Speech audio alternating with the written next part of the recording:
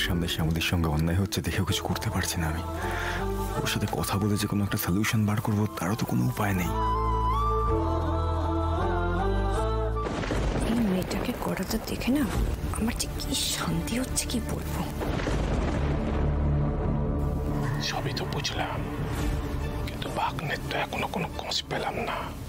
আগামীকাল ওনাকে কোর্টে তোলা হবে। আমরা চন্দ্রাশিস বাবুর খোঁজ নেওয়ার চেষ্টা করছি, কোনো খবর থাকলে আপনাদের জানাবো।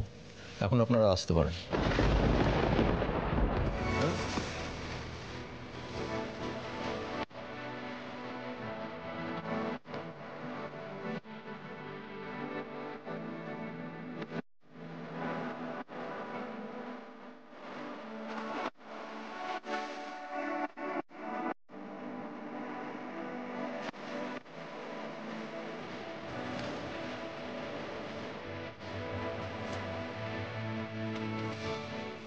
মহেশ্বর, এই কোন চক্রভূয়ে জড়িয়ে গেলাম আমি?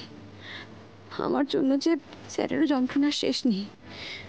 আমাকে বাঁচাতে গিয়েই এই মানুষটা বিপদে পড়ে যায়। সব জানাজানি হয়ে গেলে যে ভয়ঙ্কর ঘটনা ঘটে যাবে। সমস্ত কিছু একেবারে তাসের ঘরের মতো ভেঙে পড়বে। আপনি চিন্তা করবেন না শ্যামলী, আমি এখন কিছু করতে পারছি না ঠিকই, কিন্তু এই লক আপে আমি আপনাকে বেশি আটকে থাকতে দেবো না। এখান থেকে আমি আপনাকে বার করবই। মিথ্যে অভিযোগে আপনাকে কেউ এখানে আটকে রাখতে পারবে না। দয়া করে আমার কথাটা শুনুন, আমি নির্দোষ। নির্দোষ? নির্দোষ? ভাগ্নেকে গুম করে মেরে ফেলে এখন নির্দোষ? কি হচ্ছে এটা? কি এটা থানা তো নাকি? আপনাদের তো যেতে বললাম।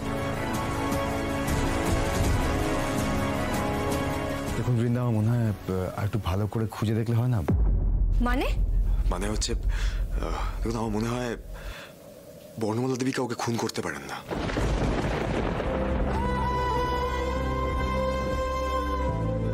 মানে হয়তো আমরা যে ধরে নিচ্ছি না যে খুনই হয়েছে, এটা হয়তো ভুল। হয়তো উনি নিখোঁজই হয়েছেন। আমরা একটু ভালো করে খুঁজে দেখি না? তুমি ওর হয়ে এত ওকালতি করছো কেন অনি? কি সম্পর্ক ওর সাথে তোমার?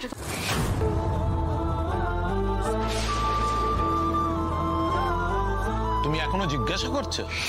বুঝতে পারছো না? আরে অনিকেতই ওর প্রেমিক।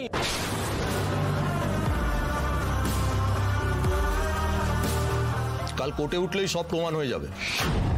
থানার মধ্যে ঝামেলা করবেন না, আপনাদের বারবার বলছি তো।